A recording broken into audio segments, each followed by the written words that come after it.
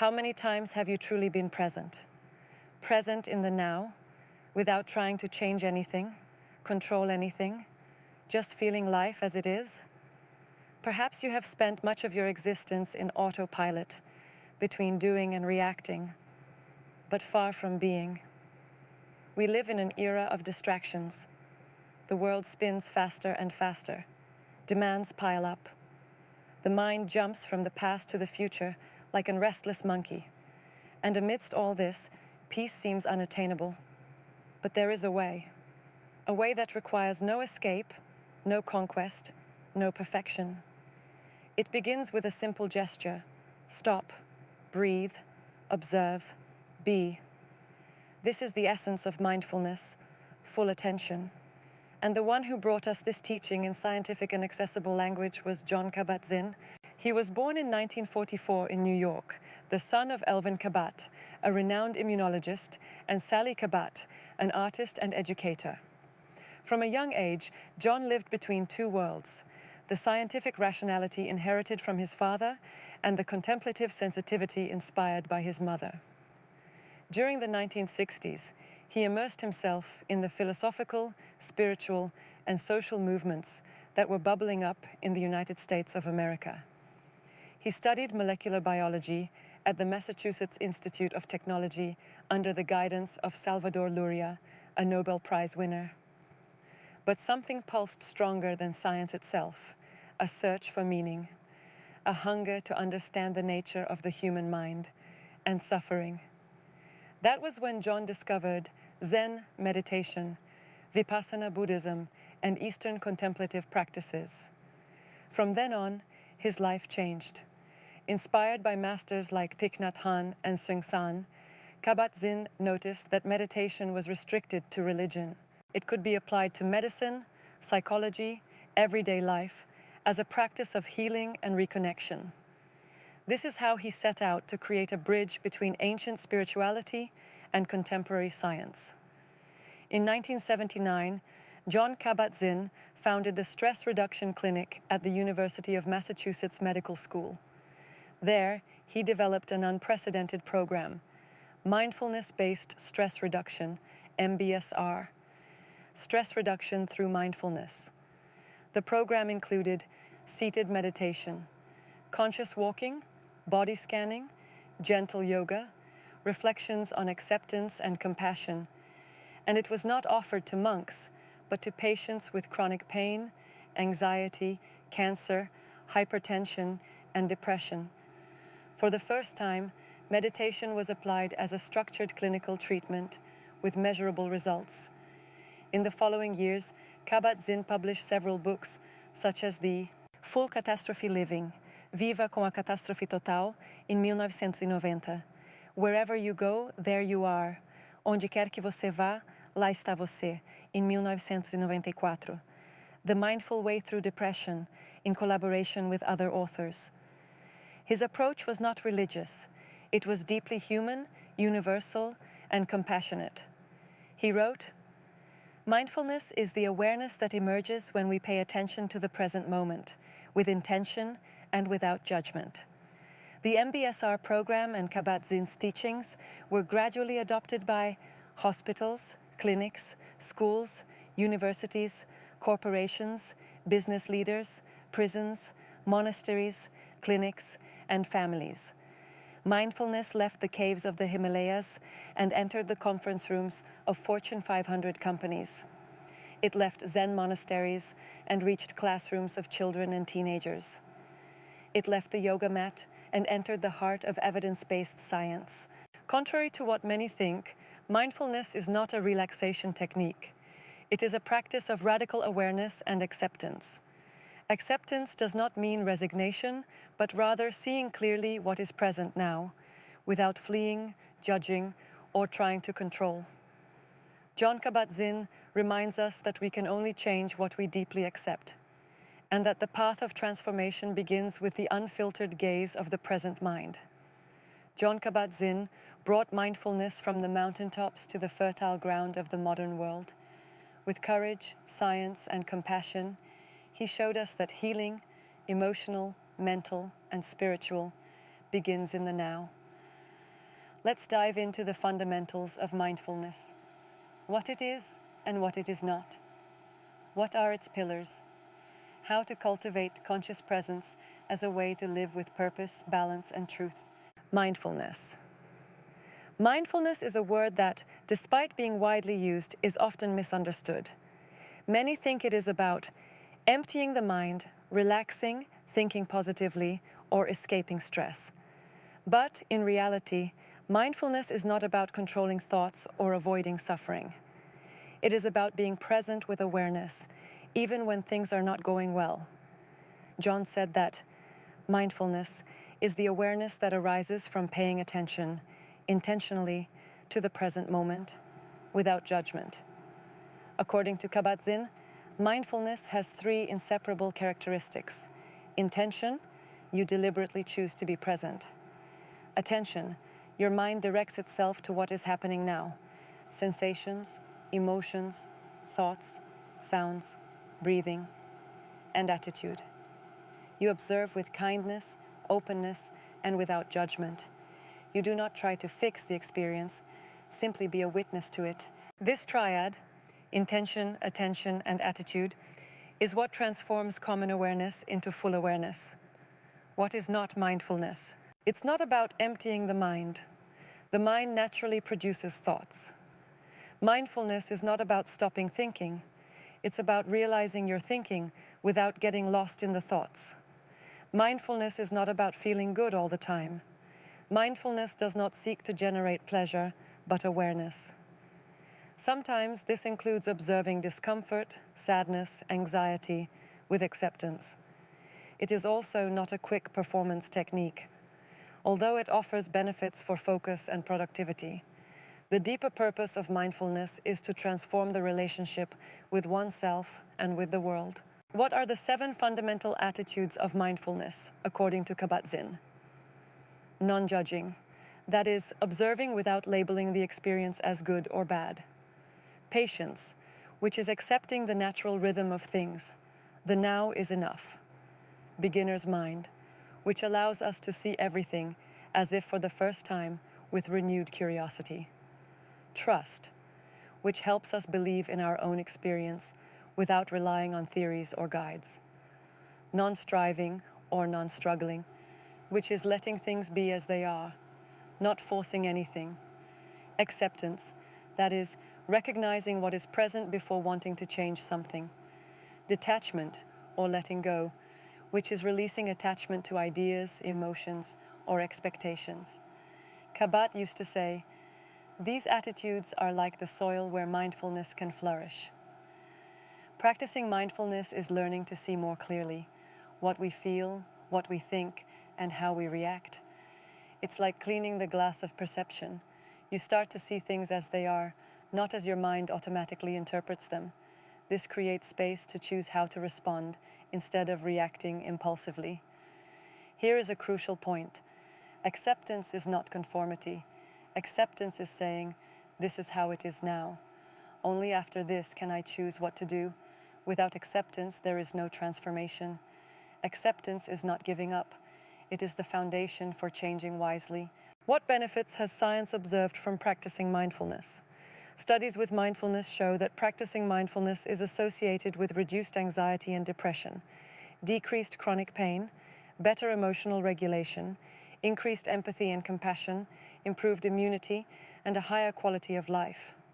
But John Kabat-Zinn warns us, the goal is not to use mindfulness to feel better, but to be better with what you feel.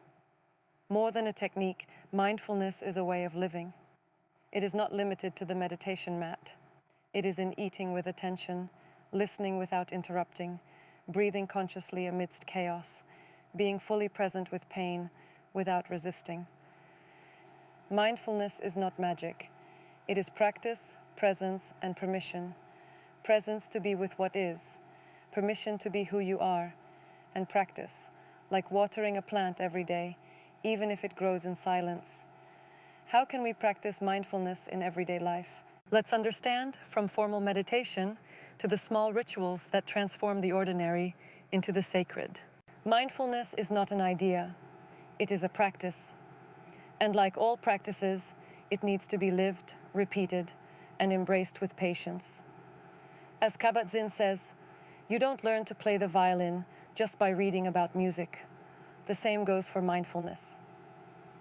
There are two main ways to cultivate mindfulness: formal or structured practices and informal practices. Formal practices are practices done with clear intention, reserved time, and proper posture. They are like academies of presence. Examples of formal practices include seated meditation, where the person sits quietly with a stable posture and directs their attention to the breath, bodily sensations, surrounding sounds, and thoughts, which are observed like passing clouds. The goal of this practice is to observe without reacting, returning to the present whenever the mind wanders. A tip is to start with 5 to 10 minutes daily, focusing on the breath without worrying about performance. Another example of a formal practice is body scanning. In this technique, you lie down or sit comfortably and direct your attention to each part of the body, from head to feet. The purpose of this exercise is to awaken bodily awareness and cultivate acceptance of physical sensations, without trying to change anything. John Kabat-Zinn advises, feel the body as a field of presence. The third example of formal practice is conscious movement, such as yoga, qigong, or mindful walking. The focus here is to move the body with full attention, perceive the muscles, feel the weight, and observe the flow of breathing in motion. It is a powerful practice for those who have difficulty meditating while sitting. The fourth example of formal practice is meditation with sounds or bells. In this method, a gentle sound, like a Tibetan bell, is used to anchor attention. The sound calls the presence back whenever the mind wanders. Another path is informal practices, called mindfulness in everyday life. In this case, mindfulness is not limited to a practice moment. True transformation happens when you bring full attention to the ordinary. Examples of informal practices include eating mindfully, where you look, smell, and chew consciously, noticing textures, flavors, and impulses. During mindful eating, avoid distractions like TV or cell phones. Eating becomes a sacred act when you are present. Another example of informal practice is breathing, whether in traffic, in line, or in chaos. Breathing is always a refuge. It is with you at all times. Take conscious pauses. Inhale for 4 seconds, hold for 4 seconds, exhale for 6 seconds, and repeat gently. Another example of informal practice is listening with presence. When conversing, listen without preparing a response. Be 100% present in what the other person is saying. This transforms listening into an act of compassion. Additionally, walking in silence and attention is also considered an informal mindfulness practice. In this practice, we should walk slowly, feeling the feet touch the ground, perceiving the body's rhythm, the breeze, the sounds. It is an active meditation, especially powerful for clearing the mind. There are support tools for mindfulness practice, such as Insight Timer, Headspace, Meditopia, Lojong apps, among others. Using ambient music like nature sounds, flutes, binaural beats also helps in practice. Creating attention journals to develop conscious writing about emotions and sensations are also useful methods for mindfulness. Grounding techniques like 5, 4, 3, 2, 1, see 5 things, feel 4, hear 3, and so on, focusing attention on the present, are also considered mindfulness practices. The most common difficulties at the beginning are feeling like, my mind won't stop. This is normal. The mind thinks. The focus is to observe, not control. Another common complaint is, I can't meditate every day.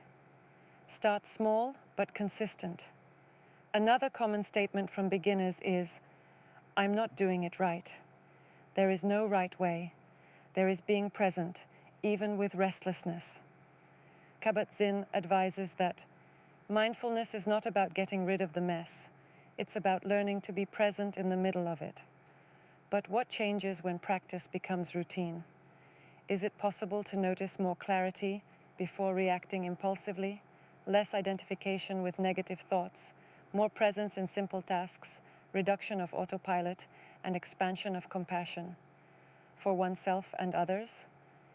Mindfulness is the invitation to inhabit the now, to return to the body, to feeling, to being, not to become someone better, but to remember who you are before haste, demands, and fear.